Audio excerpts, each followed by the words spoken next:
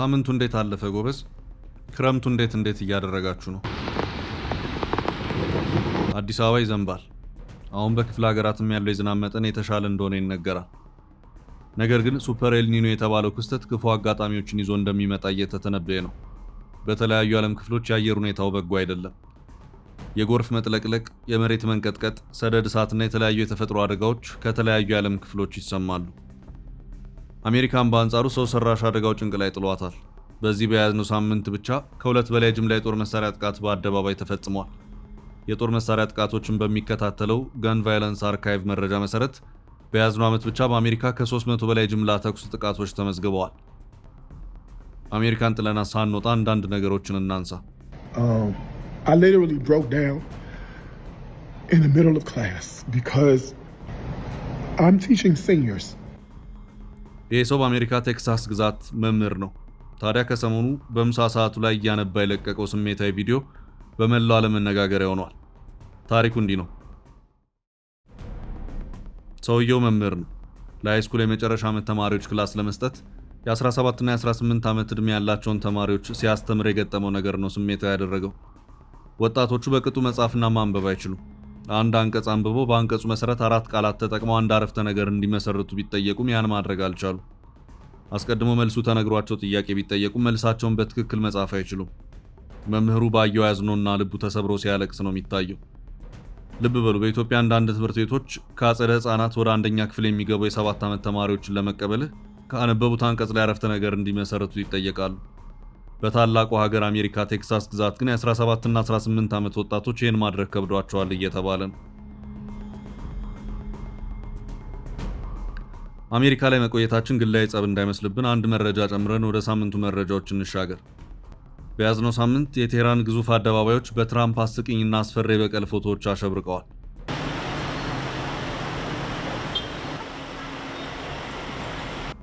ከዚህም ቀደም ቴህራን የትራምፕን የተቀነባበሩ ስዕሎች መስቀሏ የተለመደ ቢሆንም በዚህኛው ዙር ግን የበቀል መልእክት ያላቸውን ጠንከር ያሉ ምስሎች ተጠቅማለች። ኪል ትራምፕ፣ ፎር ዘ ጀስቲስ ኦፍ ማይ ሊደርስ፣ ብለድ፣ ሪቬንጅ ኢዝ ኢኔቪታብል የሚሉና መሰል ትራምፕን የመበቀል ትልቅ ፍላጎት እንዳለ የሚያመለክቱ መፈክሮች በግዙፍ ባነሮች ላይ ጎልተው ይታያሉ። ከቀናት በፊት ትራምፕ በኢራን የበቀል እርምጃ ስጋት ከኤርፎርስ ዋን ግዙፍ አውሮፕላናቸው በድብቅ ወጥተው በምግብ ጫኝ መኪና ወደ ሌላ አውሮፕላን መሸጋገራቸው የሚታወስ ነው። ሰላም ጤና ይስጥልን ውድ የፈታ ዴሊ ቤተኞች፣ ይህ ሳምንቱ እንዴት አለፈ ጎበዝ የምንባባልበት የሰንበት መቆያ መሰናዷችን ነው። በያዝነው ሳምንት ከተሰሙ ወሬዎች መሃል ዋና ዋናዎቹን መርጠን ለሰንበት መቆያችን እንሰነብትባቸዋለን።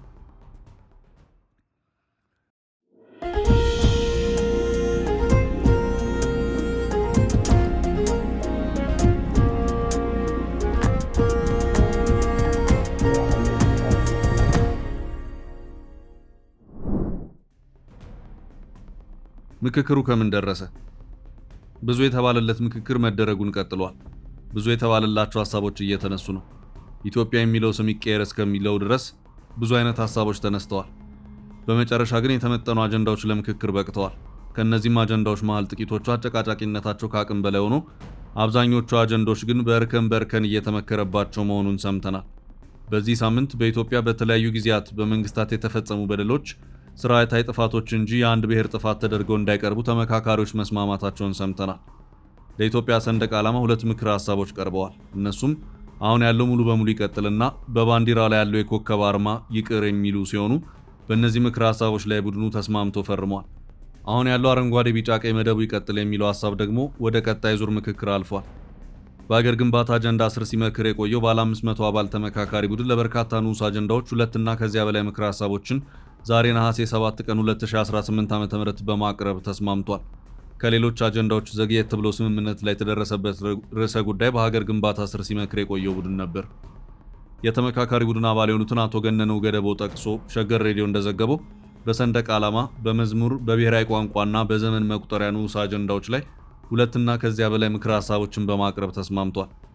ለፌዴራል ሰንደቅ ዓላማ አርማ አስቀድሞ በጥቃቅንና አነስተኛ ቡድኖች ዘንድ ቀርበው የነበሩት አማራጮች ማለትም አርማው ጋሻና ጦር፣ የህዳሴ ግድብና ሌሎችም ቀሪ ሆነው አሁን ያለው ኮከብ ይነሳ ወይስ ይቀጥል የሚሉ 2 ምክረ ሐሳቦች ለውሳኔ አልፈዋል። ብሔራዊ መዝሙርን በተመለከተም አሁን ያለው ይሻሻልና ይቀጥል የሚሉ 2 ምክረ ሐሳቦች በሀገር ግንባታ ተመካካሪ ቡድኖች ማለፋቸውን አቶ ገነነው ገደባው አብራርተዋል። የዘመን አቆጣጠርን በተመለከተ ደግሞ ለመጨረሻ ዙር የቀረቡት ምክረ ሐሳቦች 3 ናቸው። እነሱም አሁን ያለው ዓመተ ምህረት የሚለው ይቅርና ዓመተ ልደት ይባል፣ እንደ ኢትዮጵያ አቆጣጠር ይባል እና የሂጅራ አቆጣጠር ይካተትበት የሚሉ መሆናቸውን ተመካካሪው አስረድተዋል። ቋንቋን በተመለከተ ደግሞ ብሔራዊ ቋንቋ ያስፈልጋል እና አያስፈልግም የሚሉ ምክረ ሐሳቦች የቀረቡ ቢሆንም አጨቃጫቂ በመሆኑ ዝርዝር ሐሳቦች አልቀረቡም ብለዋል። የሥራ ቋንቋን በተመለከተ ደግሞ 13 ቋንቋዎች እየተጠኑ እንዲካተቱ ምክረ ሐሳብ የቀረበ ሲሆን አማርኛ፣ አፋን ኦሮሞ፣ ሶማሊኛ፣ አፋርኛ፣ ትግርኛ፣ ወላይትኛ፣ ሲዳምኛና ሌሎች ቋንቋዎች ተዘርዝረዋል። ከዚህ ቀደም የተፈጠሩ ትርክቶችን በተመለከተ ደግሞ በቀደሙት መንግስታትም ሆነ ነገስታት ለተሰሩ ጥፋቶች መሪ የወጣበት ማህበረሰብ ተጠያቂና ተወቃሽ እንዳይደረግ በሰላም ግንባታ ስር ሲመክር የቆየው ተመካካሪ ቡድን መወሰኑን አቶ ገነነው አስረድተዋል። በዚህም ተጠያቂ መሆን ያለበት ስርዓቱ እንጂ የወጣበት ማህበረሰብ ወይም ብሔር መሆን የለበትም በሚለው ሐሳብ ላይ ቡድኑ ተስማምቶ ፈርሟል። አሁን እያንዳንዱ የሥራ ቡድን እነዚህን የቀረቡ ምክረ ሐሳቦች እንዲያጠናቅቁና እንዲያመሳክሩ 15 ሰዎችን መርጧል። እነዚህ የተመረጡ ተወካዮች በቀጣይ ቀናት ምክረ ሐሳቦቹን አጠናቅረው በመጪው ሳምንት መልሰው ለ500 አባላት ያቀረቡ የውይይት ቡድን ያቀርባሉ ተብሎ ይጠበቃል። ቆቦ በያዝነው ሳምንት ማብቂያ ማለትም በዕለተ ቅዳሜ ሌላው ትልቅ ጉዳይ በቆቦ ተነሳ የተባለው ውጊያ ነው። ክስተቱን የተመለከተ የተለያየ መረጃ ቢዘገብም የዲደብሊው ሬዲዮ ከቦታ የሚገኙ አይን እማኞችን አናግሮ አጭር ዘገባ ሰርቷል። ነሐሴ 9 ቀን በቆቦ ጮቢበር ግንባር ዋልካ መንደርና አዲስ ቅኝ በተባሉ ቦታዎች በህወሓት ታጣቂዎችና በመከላከያ ሰራዊት መካከል ከ1 ሰዓት ያልበለጠ የተኩስ ልውውጥ መደረጉን የአካባቢው ነዋሪዎች ገልጸዋል። ግጭቱ ከጠዋቱ 1 ሰዓት ተኩል ገደማ የጀመረ ሲሆን ከ30 እስከ 40 ደቂቃ የቆየ ጦርነት እንደነበር ተገልጿል። በግጭቱ ወቅት የቡድን መሳሪያዎች እንደ ዲሽቃ ያሉ ጥቅም ላይ ያሉ ሲሆን ምንም አይነት ከባድ መሳሪያ አልተተኮሰም ብለዋል የአካባቢው ነዋሪዎች። ከቆቦ ወደ አላማጣ የሚወስደው ዋና መንገድ ለጊዜው ተቋርጦ የነበረ ቢሆንም ከረፋዱ 4 ሰዓት በኋላ እንደገና ለተሽከርካሪ ክፍት ሆኗል። ግጭቱ ከዋጃ አካባቢው አልካ መንደር በተባለ ቦታ መቀስቀሱና አስተያየታቸውን ለዶቼ ቬለ የሰጡ የአካባቢው ነዋሪዎች የተናገሩት ትንኮሳ ነበረ። ከዚያ በኋላ ወደ ኋላ ሸሽተዋል። እዚህ በዋጃ ፊት ለፊት፣ አንዱ ደግሞ ከዋጃ ከፍ ብለው አዲስ ቅኝ፣ ዋናው ግን የተነሳው እዚህ ዋጃ ፊት ለፊት ዋልካ መንደር ላይ ነው። ግጭቱ ጠዋት በ1 ሰዓት ተኩል ላይ የተነሳው ሲሉ የገለጹት ነዋሪው ብዙ አለመቆየቱን አመልክተዋል። አልቆየም፣ እስከ 2 ሰዓት ከ10 አካባቢ፣ ከዛ አልቆየም። ትንኮሳ ነበረ፣ የ30 ደቂቃ 40 ደቂቃ እንደዚህ አይነት በማለት ገልጸዋል። አካባቢው ከረፋዱ 5 ሰዓት ተኩል በኋላ የተረጋጋ ነበር ያሉት ደግሞ ሌላ አስተያየት ሰጪ ናቸው። ወደ ቆቦ በሚወስደው መስመር ላይ የህወሓት ታጣቂ ከመከላከያ ሰራዊት ጋር ትንኮሳ ለማድረግ የተወሰነ ግጭት ነበረ። 1 ሰዓት ተኩል እስከ 5 ሰዓት ከምናምን፣ አሁን ተረጋግቷል። በሁለቱም ኃይል በኩል መረጋጋት ተፈጥሯል። ለጊዜው አሁን ቀንሷል ብለዋል። ጠዋት 1 ሰዓት ተኩል ገደማ ጀምሯል የተባለው የተኩስ ልውውጡ ከባድ መሳሪያ እንዳልተሰማበት ነው አቶ አዲሱ ደስዬ የሚናገሩት። 1 ሰዓት ተኩል ጠዋት አካባቢ ይመስለኛል የጀመረው። ከዛ በኋላ በእርግጠኝነት 1 ሰዓት ተኩል አካባቢ ላይ ደግሞ ቆይቷል፣ ጦርነቱ ማለት ነው። እንደዛ ነበረ። ከዛ መከላከያ ከጮቢ ወጥቶ ወደ አዲስ ቅኝ የምትባል ቦታ ነበረች፣ ወደዛ ገብቶ ነበረ። ወደፊት ይሄ ዋልካ መንደር የሚባል ደግሞ አለ። ይሄ ዋጃ እዛ ድረስ ሄደው ነበር። የቡድን መሳሪያ የተወሰነ ነበር ይመስለኛል፣ የዲሽቃ ምናምን እንጂ ከባድ መሳሪያ አልነበረውም በማለት ገልጸዋል። በራያ ቆቦና በራያ አላማጣ አቅጣጫ በሚገኘው የጮቢ በር ግንባር አዲስ ቅኝ በተባለ ስፍራ የነበረው የተኩስ ልውውጥ ጋር ተያይዞ ከቆቦ አላማጣ ለትራንስፖርት ዋናው መንገድ ተቋርጦ መቆየቱን ነው ስማቸው እንዲጠቀስ ያልፈለገው አስተያየት ሰጪ የገለጹት። ቆቦ አሁን ከተማ ውስጥ ባጃጅ አቁመዋል። ይሄኛው ጦርነት ነው ያለው። ጮቢ ማለት ስትራቴጂክ ኤሪያ ነው። ከዛ አዲስ ቅኝ፣ አማያ የሚባሉ ቦታዎች አሉ። ዋጃ መስመር አዲስ ቅኝ እንዳለፍኩም ዋጃ ነው የምትገባው ብለዋል። ከቆቦ ከተማ ወደ ዋጃ መስመር የተወሰነ የተኩስ ድምፅ እንደሰሙ የሚናገሩት አስተያየት ሰጪዎችም ከቆቦ ወደ አላማጣ የሚወስደው ዋና መስመር ግን ተዘግቶ ነበር ይላሉ። ቆቦ ከተማ ጫፍ አካባቢ ወደ ዋጃ አካባቢ ያሉ ሰፈሮች ጋር ይሰማ ነበር። ወደ ዋጃ መውጫ አካባቢ በሚገኙ ሰፈሮች ላይ ይሰማ ነበር። ወደ መሃል አይሰማም። ጠዋት ትንሽ ድባቡ አስፈሪ ነበር። ባጃጅ ምናምን ተከልክሎ ነበር። አሁን ግን ምንም አይነት ነገር የለም። መንገዱም ተዘግቶ ነበረ። ከቆቦ አላማጣ ተከፍቷል አሁን ብለዋል። ዛሬ ነበር የባለ 3 እግር ተሽከርካሪዎች የባጃጅ እንቅስቃሴ በቆቦ ከተማ የተቋረጠው በስብሰባ ምክንያት እንጂ ከተኩሱ ጋር የተያያዘ አለመሆኑን ሌላ የከተማው ነዋሪ ይናገራሉ። ምንም ነገር ስለሌለ ነው መረጃው እኛ ጋር ማለት ድምፅም ምንም ስለሌለ እኛ ጋር ሰላም ነው። ዞሮ ወደዛ ሊኖር ይችላል። የለም አልተዘጋም። እኛ ጋር የባጃጅ ስብሰባ ስለነበረ ነው አጋጣሚ ሆኖ ነው ያሉት። ባሳለፍነው ሳምንት መጀመሪያ በራያ አላማጣ ወረዳ መረዋ በተሰኘች አካባቢ በተፈጸመ የድሮን ጥቃት በህወሓት ኃይሎች ላይ ጉዳት መድረሱም ተነግሮ ነበር። የዓለም ባንክ በረከት ወይስ ዕዳ? ኢትዮጵያ በአዲሱ የዓለም ባንክ የሀገር አጋርነት ማዕቀፍ በሚቀጥሉት 10 ዓመታት ውስጥ ወደ 13.4 ቢሊዮን ዶላር ከዓለም ባንክ ዓለም አቀፍ የልማት ማህበር ፋይናንስ እንድታገኝ መታቀዱን ሪፖርተር ዘግቧል። ታዲያ ማዕቀፉ የኢትዮጵያን የሀገር ውስጥ የግብር ገቢ በከፍተኛ ሁኔታ ለማሳደግ ግብ እንዳስቀመጠም ሰምተናል። በአሁኑ ወቅት ከአጠቃላይ የሀገሪቱ ዓመታዊ ጥቅል ሀገራዊ ምርት GDP 8 በመቶ ገደማ ያህል የሚሆነውን የሚይዘውን የግብር ገቢ በ5 ዓመታት ውስጥ ወደ 12 በመቶ እና በ10 ዓመታት ውስጥ ወደ 15 በመቶ ለማሳደግ መታቀዱን በሰነዱ ላይ ተብራርቷል። የግብር ገቢውን ለማሳደግ የግብር መሰረቱን ማስፋት፣ የግብር ከፋዮችን ተገዥነት ማሻሻልና የግብር አስተዳደርን፣ ጉምሩክንና የዲጂታል ስርዓቶችን ማጠናከርን የሚያካትቱ ማሻሻያዎች እንደሚደረጉም ተመላክቷል። ስለዚህ የኢትዮጵያ ሕዝብ ለመጪዎቹ ዘመናት ወገቡን ጠበቅ እንዲያደርግ ከወዲሁ ይመከራል። ከዓለም ባንክ ዓለም አቀፍ የልማት ማህበር የተገኘው የፋይናንሱ መጠን ከኢትዮጵያ የሪፎርም ሂደት፣ የአገሪቱ የፕሮጀክቶች አፈጻጸም፣ የዓለም ባንክ በልማት ማህበሩ በኩል ሊያገኝ ከሚችለው የፋይናንስ መጠን ጋር የተያያዘ መሆኑን ሰነዱ ይገልጻል። እንደ አውሮፓውያን አቆጣጠር ከ2027 እስከ 2036 በጀት ዓመት የሚቆየው የዓለም ባንክ የሀገር አጋርነት ማዕቀፍ የታሰበውን የፋይናንስ መጠን በተለያዩ የማህበራዊ ገንዘብ ድልድል ዙሮች ወይም ሳይክልስ የሚመድብ መሆኑ ቢገለጽም በየዓመቱ የሚመድበው የሥራ አፈጻጸምን መሰረት ያደረገ የበጀት አለቃቀቅ ሂደትና የፋይናንስ መጠን በዚያን ወቅት ባለው የልማት ማህበሩ ሀብት፣ ለበጀት ምደባው ብቁ የሆኑ ሀገሮች ብዛትና የየሀገሮቹ አፈጻጸም፣ የገቢ ደረጃና የህዝብ ብዛት የሚወሰን መሆኑን ሰነዱ ያስረዳል።